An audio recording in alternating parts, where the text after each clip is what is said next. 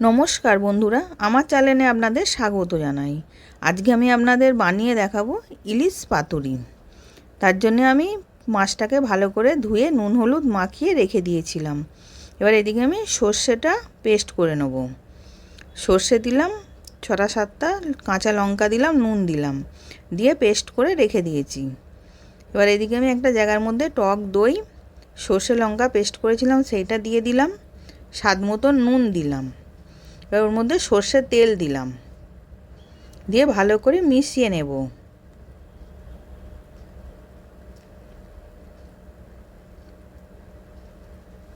এবার ভালো করে মেশানো হয়ে গেছে। এবার আমি ইলিশ মাছগুলো মশলাটার মধ্যে মাখিয়ে নিচ্ছি।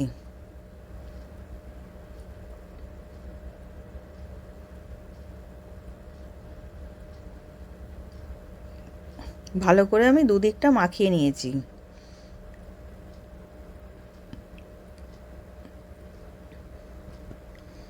এবার কলা পাতাগুলোকে কেটে নিয়েছি, ওর মধ্যে আমি একটু তেল মাখিয়ে নিলাম, নিয়ে আমি গ্যাসের মধ্যে সেঁকে নেব যাতে কলা পাতাগুলো নরম হয়ে যায়।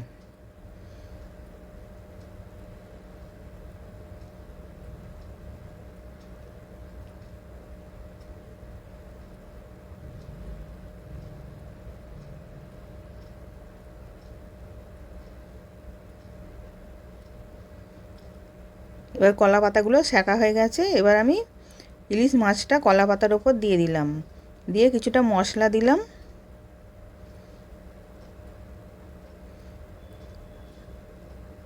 এর ওপর দিয়ে সর্ষের তেল দিলাম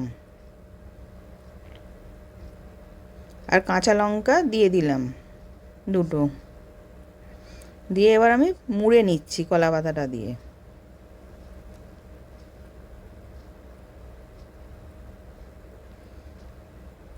এবার মোড়া হয়ে গেছে। এবার সুতো দিয়ে আমি বেঁধে দিলাম যাতে খুলে না যায়।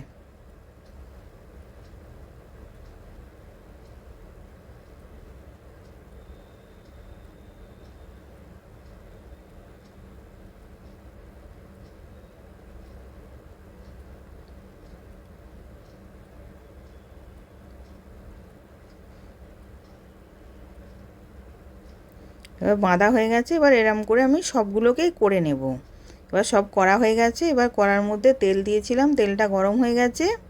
পাতুরিগুলো দিয়ে আমি চাপা দিয়ে 10 মিনিট রেখে দেব। এবার এক পিঠটা হয়ে গেছে, আর এক পিঠটা আমি উল্টে দিলাম। এবার দু পিঠটাই হয়ে গেছে। এবার আমি তুলে নিচ্ছি।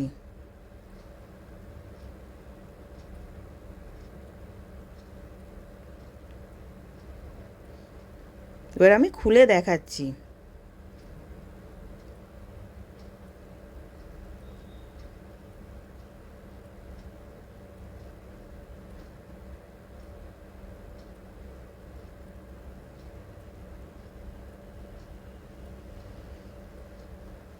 সেদ্ধও হয়েছে কত সুন্দর। এবার সার্ভ করার জন্য রেডি।